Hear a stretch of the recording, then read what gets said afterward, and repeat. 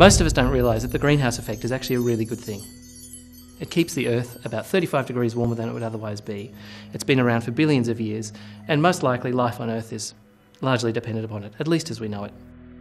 Now, the greenhouse effect works because the sunlight comes in through the atmosphere, is absorbed by the Earth's surface, and the Earth re-radiates that heat up into the atmosphere.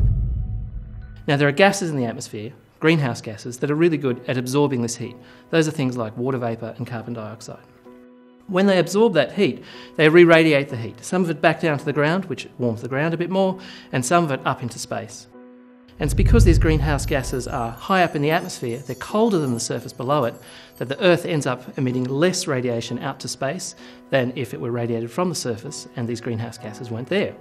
So in that way, the greenhouse gases act as a sort of a blanket and trap some of the heat in around the Earth. So for the last around 150 years, people have been emitting more greenhouse gases into the atmosphere through fossil fuel burning, and that's been increasing the concentrations of these greenhouse gases. And what that means is that the emission to space by the greenhouse gases that we talked about before happens at a slightly higher height in the atmosphere. So the gases that are doing that are colder, and therefore the Earth loses less heat out to space. So the sunlight coming in is exactly the same, but the heat lost to space is less, so the Earth gets warmer. So we can actually tell that the rising temperatures that we see in observations are due to this increased greenhouse effect due to people. We have satellites orbiting the Earth that can measure the amount of radiation that comes off the Earth, that the Earth is emitting out to space, and we can see that's decreasing. So that helps us understand that the cause of the warming that we're seeing is not due to things like more emission from the sun or internal variability in the climate system. But more, we can actually look at the carbon dioxide that we have in the atmosphere and see that that is from us. So we have a few lines of evidence that help us understand this. One is budget keeping. We know that the amount of carbon dioxide that we've emitted into the atmosphere is easily enough to see the amount of carbon dioxide increases that we have seen in the atmosphere. We also know that the amount of carbon dioxide that comes out of volcanoes is about 50 to 100 times less than the amount we've emitted. A second really important line of evidence is when we measure the carbon dioxide in the atmosphere, we can see that it's correlated with a decrease in oxygen in the atmosphere, and that tells us that the likely source of the carbon dioxide has been combustion of something.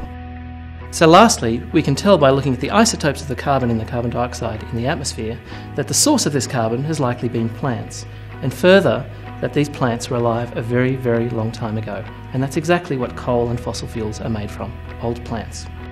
So fossil fuels are really the most obvious candidate for this increased CO2. We can see the effect of these human emissions on climate now. We're seeing temperature records being broken with increased frequency, sea levels rising, a decrease in the extent of sea ice and snow, and glaciers are retreating. The question is, what's that going to mean for the future? We know those kinds of things are going to continue to happen in the future. We know temperatures are going to continue to increase, sea levels are going to continue to rise, but at what rate? And what other effects might happen? So for example, what's going to happen to precipitation? What's going to happen to storms? How are these things going to affect things like agriculture and human migration? Those are the questions we really want to know about. So we use tools like climate models to try and help us understand what might happen.